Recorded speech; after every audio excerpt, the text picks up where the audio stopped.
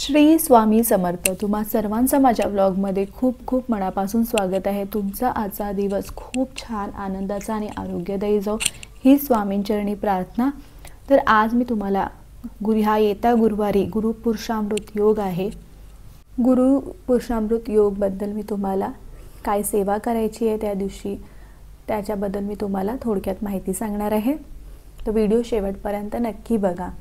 ज्योतिषशास्त्रानुसार आकाशामध्ये 27 नक्षत्र असतात। त्यात पुष्य नक्षत्र हे सर्वात शुभ मानलं गेलं आहे। नक्षत्राचा राजा मानला गेला आहे आणि जेव्हा हे पुष्य नक्षत्र गुरुवारी येतं तेव्हा गुरुपुरुषामृत योग तयार होतो। 2024चा शेवटचा गुरुपुरुषामृत योग येता 21 तारखेला गुरुवारी आहे। पुष्प नक्षत्र सकाळी सूर्योदयापासून सुरू होणार आहे ते दुपारी 3:56 पर्यंत आहे, म्हणजे 4च्या दरम्यान संपणार आहे। सूर्यानी पाहिलेली आहे, पण ज्या काही मी वातींची सेवा तुम्हाला सांगणार आहे ते आपल्याला पहिल्या दिवशी पुष्य नक्षत्रावरतीच करायचं आहे। पुष्य नक्षत्र योगावर त्या करायच्या असतात। 12 वातींची जी सेवा आहे 24 दिवस आपल्याला ती करायची आहे। फुलवाती म्हणजे माहिती आहे ना, आपण तुपाची जी वाती असते अशी गोल असते आणि असं असतं, म्हणजे आपण निरंजन लावतो ते वाती। तर 12 वातीची आपल्याला सेवा करायची आहे 24 दिवस। ज्यांना ही सेवा करायची आहे तुम्ही करू शकता। खूप स्वामी भक्तांना ह्या सेवेचा अनुभव आलेला आहे। तुम्ही पण ही सेवा करा। श्रद्धेने आपण जी काही सेवा करतो त्याचा अनुभव आपल्याला येतोच। आता त्यात सांगितलं आहे की चांदीचं निरंजन लागतं। आता चांदीचं पंती नसेल तर आपण चांदीचा दिवा किंवा निरंजन नसेल तर आपण कुठलीही पंतीसुद्धा लावू शकतो, दिवा लावू शकतो। शुद्ध गाईच्या तुपाने आपल्याला हे निरंजन लावायचं आहे। आता शुद्ध गाईचं तूप नसेल तर तुमच्या घरात जो काही तूप आहे ते तुम्ही यूज करू शकता। आता ही सेवा कोणीही करू शकतं। हां, ज्यांना मानसिक धर्म काही प्रॉब्लेम असेल तर तुम्ही तुमच्या मिस्टरांकडून किंवा तुमच्या मुलाकडून, मुलीकडून, इतर कोणाकडून तुम्ही करून घेऊ शकता। त्याच्यानंतर 2-3 दिवस त्यांना सेवा करायला सांगायची, त्यानंतर तुम्ही कंटिन्यू करू शकता। आता पहिल्या दिवशी आपल्याला 1 फुलवात, आपल्याला 12 फुलवातीचा उपाय करायचा आहे। तर पहिल्या दिवशी 1 फुलवात येणार, दुसऱ्या दिवशी 2, म्हणजे 2 फुलवात आणि जी वात आहे ते दोघांना जॉईन करायचं आहे आपल्याला। मग 3, तिसऱ्या दिवशी 3 फुलवात येणार, म्हणजे 3 फुलवात ठेवायची आणि जी वातेचं जो टोक असतो त्याला आपल्याला जॉईन करायचं आणि शुद्ध गाईचं तूप टाकायचं आहे, अशा प्रकारे। ठीक आहे।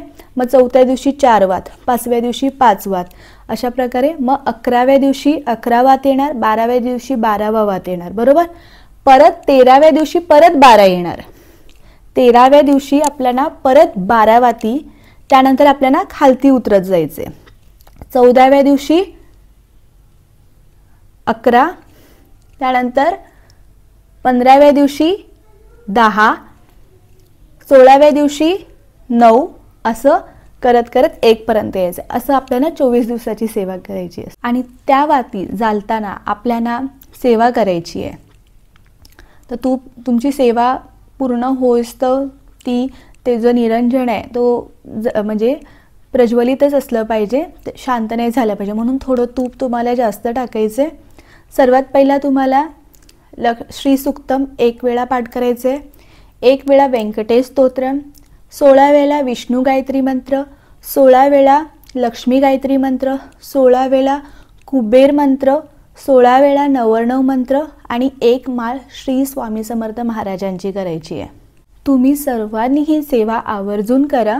आता हा दिवस गुरुवार असल्यामुळे गुरुवारचा दिवस माता लक्ष्मी आणि विष्णू भगवानसाठी सुद्धा सेवेसाठी खूप महत्त्वाचा दिवस आहे। गुरुपुरुषामृत हा योग माता लक्ष्मी आणि विष्णू भगवानसाठी समर्पित आहे, त्यांच्या सेवा करण्याचा दिवस आहे। त्याचबरोबर आपल्याला ह्या दिवशी तुमच्याकडे माता लक्ष्मीचं मूर्ती असेल तर कुंकुमार्चन करायचे, श्रीयंत्रावरती कुंकुमार्चन करायचे।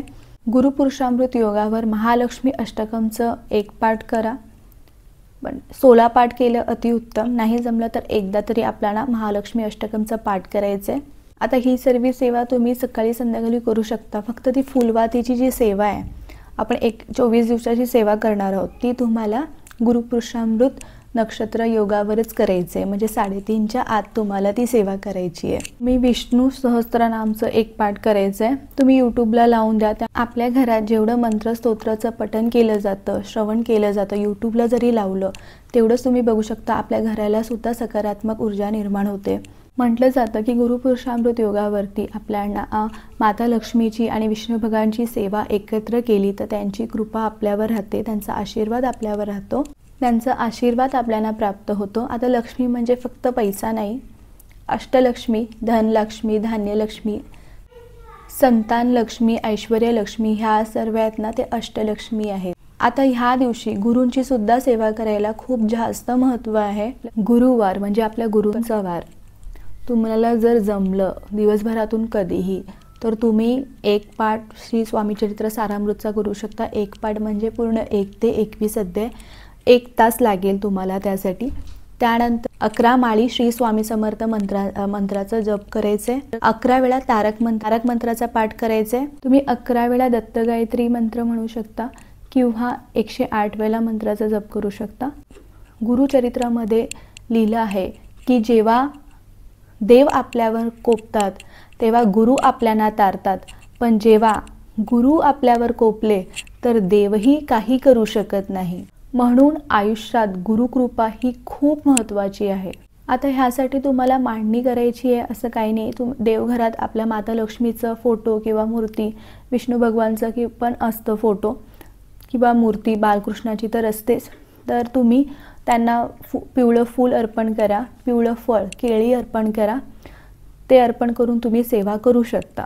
जर तुम्ही मंदिरात जात असाल, आता महालक्ष्मीच्या मंदिरात जात असाल किंवा विष्णू भगवानच्या किंवा कृष्ण मंदिरमध्ये किंवा मठात सुद्धा जात असाल तर तिकडे तुम्ही काहीतरी पिवळं दान करा. तुम्ही पिवळी केळीसुद्धा घेऊन जाऊ शकता. ह्या दिवसाला दानाचं सुद्धा खूप महत्त्व आहे. ह्या दिवशी लोक सोनं, चांदी विकत घेतात, काही गाड्या विकत घेतात, कारण हा योग खूप शुभ आहे काही वस्तू घेण्यासाठी. म्हटलं जातं की ह्या नक्षत्रावरती जेव्हा आपण सोनं खरेदी करतो कधीही तो सोनं मोडण्याची वेळ येत नाही, सोना गहाण ठेवायची सुद्धा वेळ येत नाही. जेव्हा तुमचा गुरु खराब असतो ना तेव्हा बघा सोनं मोडणं, सोनं विकणं ह्या समस्या सतत तुमच्यासोबत होत असतात. गुरु खराब असल्यावर खरंच आपल्यावर ही वेळ येते. सर्व असून सुद्धा आपण असं वेळ आपल्यावर येतो. त्यामुळे गुरूंची सेवा करा. गुरूंची सेवा केल्यावर आयुष्यात कधीच कशाचीच कमी पडत नाही. तर ही गुरूंची आणि माता लक्ष्मीची आणि विष्णूची सेवा आवर्जून करा. माता लक्ष्मी, भगवान विष्णूंची आणि महाराजांची कृपा आम्हावर सर्वांवर राहो ही स्वामींचरणी प्रार्थना. व्हिडिओ आवडल्यास व्हिडिओला लाईक करा, शेअर करा आणि सबस्क्राईब करा. पुन्हा भेटूया अशाच नवीन व्हिडिओसोबत. तोपर्यंत सर्वांना बाय आणि सर्वांना श्री स्वामी समर्थ.